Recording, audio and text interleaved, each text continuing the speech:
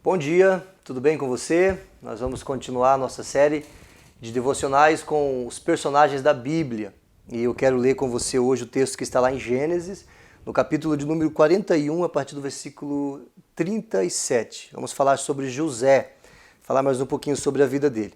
Diz assim, eu vou ler alguns versículos, tá? E quero que você ouça e depois examine na Bíblia, leia novamente. Capítulo 41, verso 37 diz assim, do Gênesis: o faraó e seus oficiais gostaram das sugestões de José. Por isso o faraó perguntou aos oficiais: será que encontraremos alguém como este homem? Sem dúvida há nele o Espírito de Deus. Aqui José tinha revelado o sonho de faraó. Então o faraó disse a José: uma vez que Deus lhe revelou o significado dos sonhos, é evidente que não há ninguém tão inteligente ou sábio quanto você.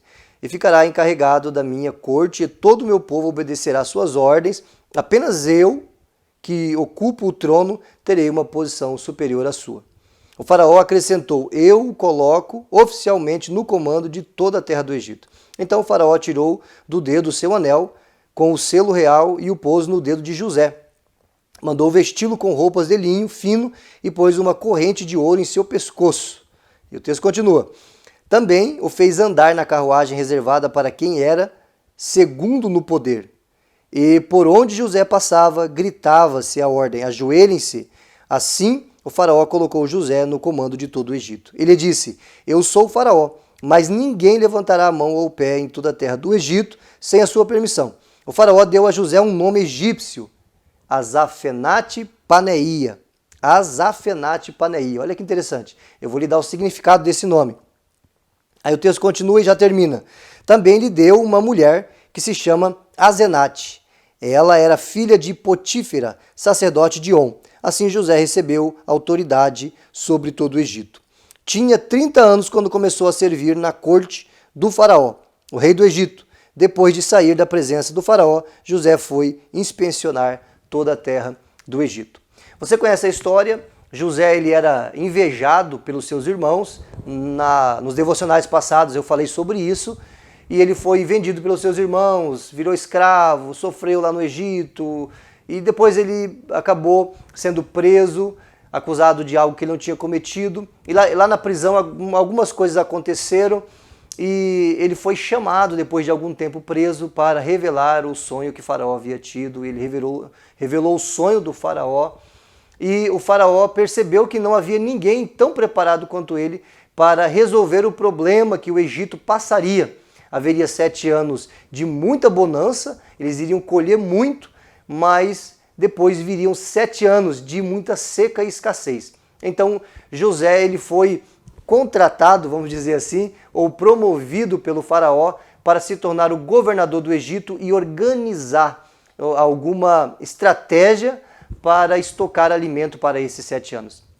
Interessante que aqui ele recebe um nome, Azafenate Paneia. Esse é o nome que o faraó dá a José. Dá a ele uma esposa chamada Azenate. O nome dele, Azafenate Paneia, significa o Salvador. Olha que interessante. Aqui, José, de alguma forma, ele aponta para Jesus. Assim como José, ele salvou o mundo daquela época, da fome, Jesus também nos salvou dos nossos pecados. Assim como José ele se assentou à direita do faraó, como o segundo do faraó, Jesus ele se assentou à direita do Pai no céu, após a sua ressurreição e a sua volta para o céu. Ele se assentou à direita do Pai. José ele tinha 30 anos quando isso aconteceu, quando ele salvou o mundo egípcio daquela época. E Jesus também ele tinha 30 anos de idade quando ele começou o seu ministério. O que eu quero que você pense aqui, rapidamente, é que há uma semelhança muito grande entre José e Jesus. Eu quero que você olhe para esse texto tirando algumas lições para a sua vida. Por exemplo, o perdão.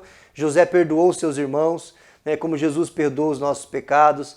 José ele acreditou na promessa de Deus, nos sonhos que ele tinha tido e que Deus iria cumprir isso na vida dele. Nós também precisamos acreditar nas promessas que Deus fez para nós, acerca da volta de Jesus, da vida eterna, da vida sem problemas, sem dor, sem angústia que nós teremos na eternidade. Então eu quero que você olhe para esse texto, pense sobre esse texto Responda algumas perguntas que serão feitas sobre esse texto e coloque a sua fé em Jesus e entenda que a palavra de Deus é verdade e que as coisas que estão escritas aqui, elas vão acontecer. Assim como aconteceram na vida de José, também vão acontecer na nossa vida. Que você reflita mais sobre isso, que você tenha uma ótima semana, que Deus te abençoe e não esqueça de passar nos comentários para responder as perguntas que serão feitas sobre esse texto. Que Deus te abençoe e que você possa sonhar como José e também confiar como José, que Deus está com você. Fique na paz.